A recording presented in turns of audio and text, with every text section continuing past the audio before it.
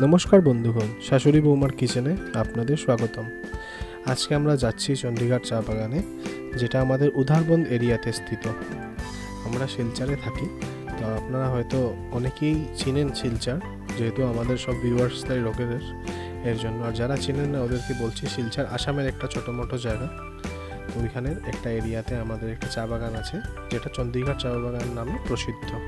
তো আজকে আমরা ওইখানেই যাচ্ছি, ওইখানেরই ভিডিও অল্প আমরা রেকর্ড করেছি, তো এটা আপনারা দেখুন।